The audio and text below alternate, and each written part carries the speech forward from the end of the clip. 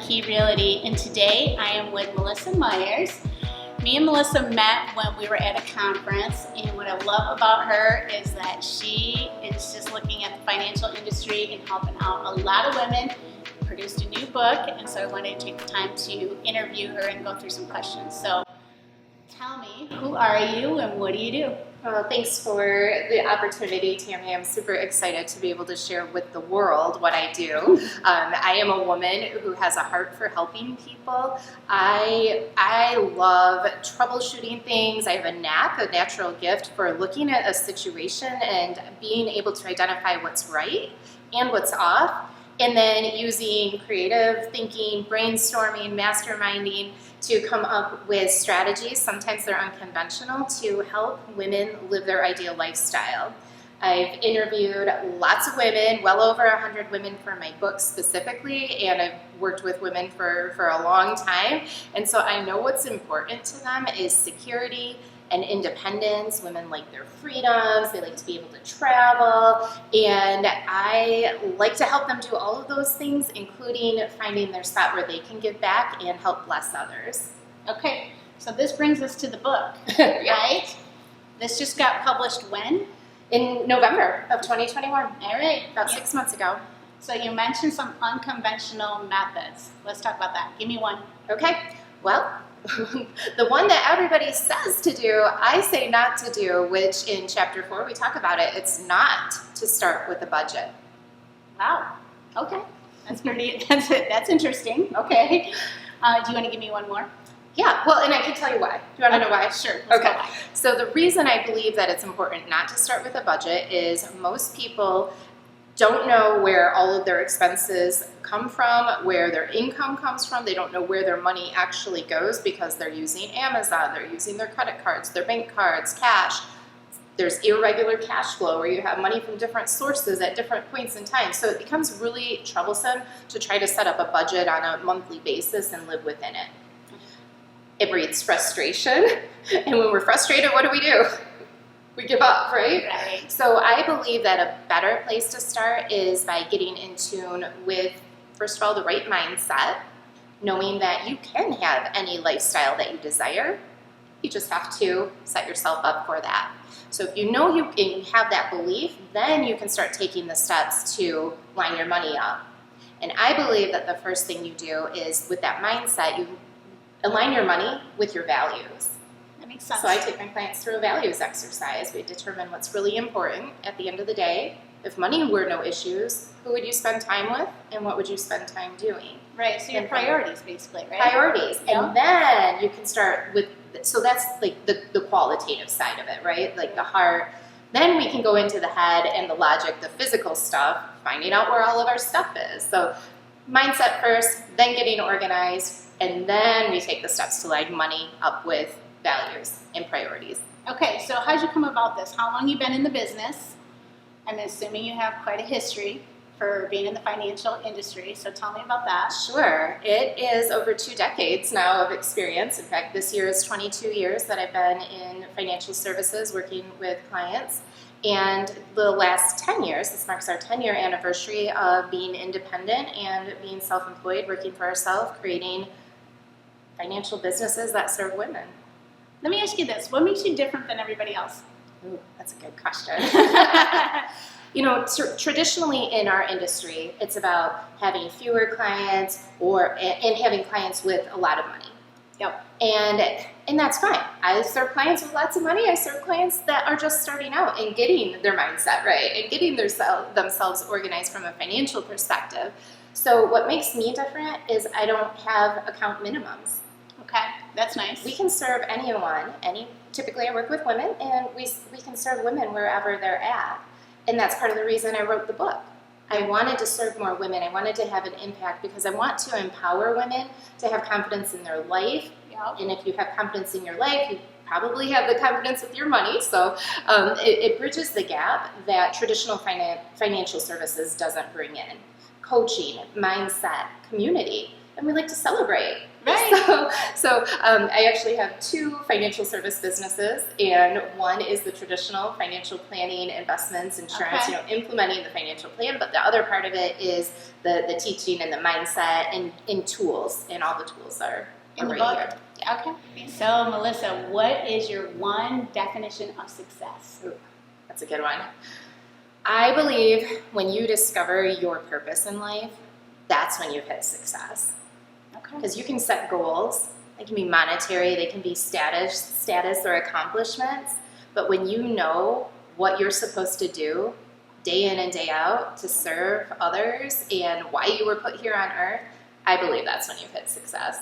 Okay, so you've been pretty successful. Thanks. What is the one badass thing that you've done that most people haven't? Professionally, published a #1 selling book. Yay, yes. The other thing personally is paying off a mortgage, Lovely. being 100% debt free. Yeah, and you have a beautiful house, by the way. Thank you. Yeah. Okay, so some of these are my favorite questions because they're Okay. just off topic, right? All right. So, if you were forced to wear a warning label for the day, what would yours say? And you're free to say whatever you want, by the way. May contain wine. Beautiful. Or badass bitch. I have a shirt like that, by the way, just FYI. Okay. So it's been a little tough the last couple of years for a lot of people, right? Yeah. But what is the one strength that keeps you going in business? I am a believer. I am a Christian. I believe in God, and really it's my faith. Yeah. Years ago, I was new in the business, and I remember having a conversation with God, a little prayer, and basically I just said, hey God, if you want me to be a financial advisor, please put the people in front of me who I can help. Yeah. And he has. Yeah. I feel like I have had a lot of those moments myself. So yes, we've had a lot of talks. Me and God.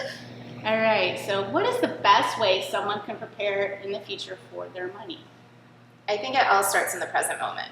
Okay. I'm a lifelong learner, and I'm always reading. I started writing because I thought other people would read too. But I just believe in acquiring as much knowledge as you can, along with taking action. Yes. So there's so much that you can get in resources like a book, online, chatting with people, but you have to have discernment if what you're getting from other people is applicable to you Yeah. in your situation.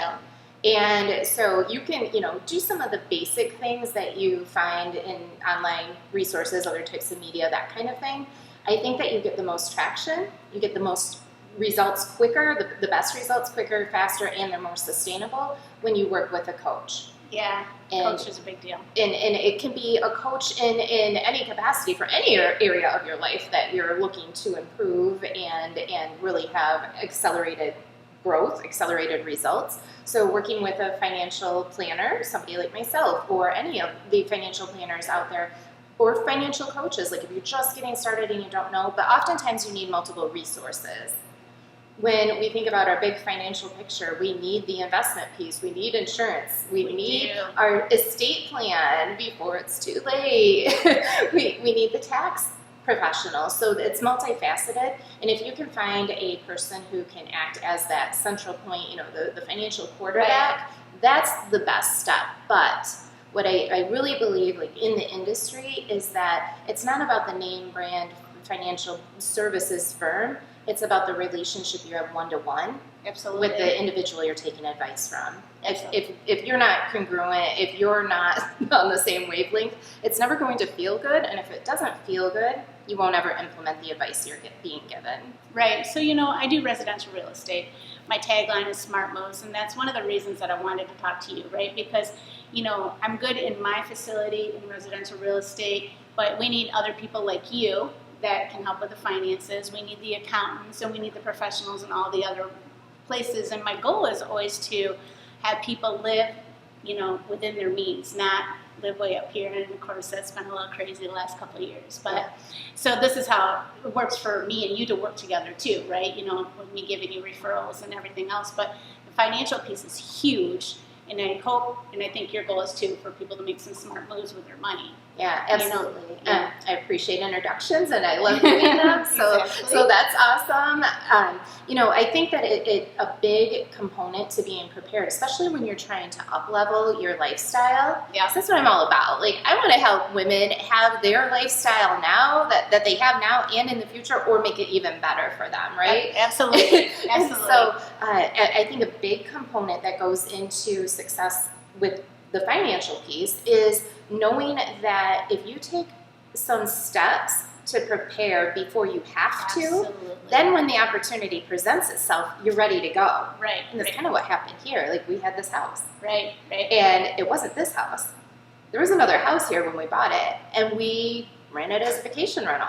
Wow. And we bought it at the right time. And so there was those catalysts that were put in place years before to help us prepare for the opportunity. And the rest is history. We're sitting in a brand new house. You're really kind of talking about a plan.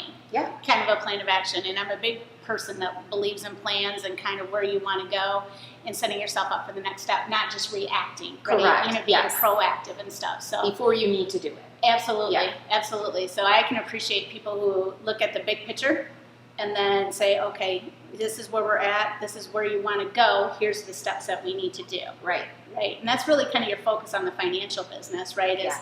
where are we? What are we doing? And What's where do right, you want to what's go? wrong. And, Right? and what risks could present themselves Right. between now and any part of our future. And having a plan in place to Yeah. help circumvent the disaster that could strike. Right. And also, I found lately that my plan needs to be a little flexible. So my plan is this, and then sometimes that changes a little bit, and then we Right. have to readjust the plan as to Totally. where we're going, money-wise and everything, right? So, okay, so let's talk about the current marketplace right now. So what are the biggest traps and dangers that you see, that you faced in the past or that you're facing now? So in the marketplace, there's different ways to define marketplace. Sure. It could be the housing market, it could be the stock market, it could be crypto. There's lots of different markets. That's the true. business market, right? Right. So I think one of the biggest challenges and hurdles for somebody to get over is the concept of chasing the next biggest best thing where it's going, and trying to pursue returns that are already in the past. Yes. I think the biggest opportunity is seeing market opportunities for what they are, which that is an opportunity. Okay. So it doesn't mean just because the stock market has hit and retracted a bit from its all-time historical high that we shouldn't be investing. I believe that over time, everything goes up. Have you checked the price of gas lately? And groceries, right? Right. Yeah. So I think that it's important to not put all of your eggs in one basket. Yep. And what does that mean? And how do we make sure we're diversified, not just with investments that are stock related or that kind of thing, securities. I think it's important to look at the whole picture. You know, your physical assets, your business assets, collectibles. There's so many ways to make sure that you don't have all of your eggs in one basket. Yeah, absolutely. And the little bit I know from my stocks is that, depending on your age, that matters too, as far as how much risk you take and how much risk you're not going to take. Is that correct? Depends what those stocks represent for you. Okay. I have clients that are very senior, and they still are invested in the market because they know their life isn't going to change if they lost it all. Okay. So it depends on what it represents in terms of your cash flow and your stability and what represents to you, Right. Like comfort and not being able to go, okay, this is too much and I'm just using a rule of thumb. Rules of thumb, I say, are sometimes ROT, R-O-T, rules of thumb. Okay, yeah. Because they may not apply to you. That's true. That's true. Every case is different, right? Yeah. Everybody has a plan. Yes. That's what I'm gathering so far, right? Yeah, and then the transition from when someone is building up different types of investments, be it their business or their accounts, when you are building up, there's a different mindset. Yeah, that's true. There's a big shift that happens when you start to rely on that source of income. It could be selling the business. It could be just stepping back from the business and letting somebody else run it. It could be renting out homes and having Absolutely. vacation properties, and there's always hassle factor in all of that, right? Right. So there's always opportunity. It just depends on how much hassle factor, how much risk, and how much you understand the whole scenario that you have built for yourself. Because if you have understanding, you can have a comfort level and confidence as you proceed. And that's what I'm all about. Empowering women to be confident in their decisions. And they don't have to be expert in every field, but they have to, instead of trying to figure things out and say, how do I do this? I think it's really important to say, who can help me do all of this? Exactly, because we can't do it all. That's Can't for do sure. it all. Okay, I just wanted to say thank you, Melissa, for having this talk and doing the interview. It's been great. Yeah, so tell me, what's the next step? How do people get a hold of you? If anything that I mentioned today resonates with you, you're just curious, you want to pick up a book or have a conversation, you can find me at askmelissamyers.com, and Myers is M-Y-E-R-S, so askmelissamyers.com. And in fact, you can pick up my book there by clicking on the books tab. I also run events, so check out the events page. And if you like to shop local and support local businesses, like I know we both do, then the book is available and in stock at the Bookman in Grand Haven, Michigan.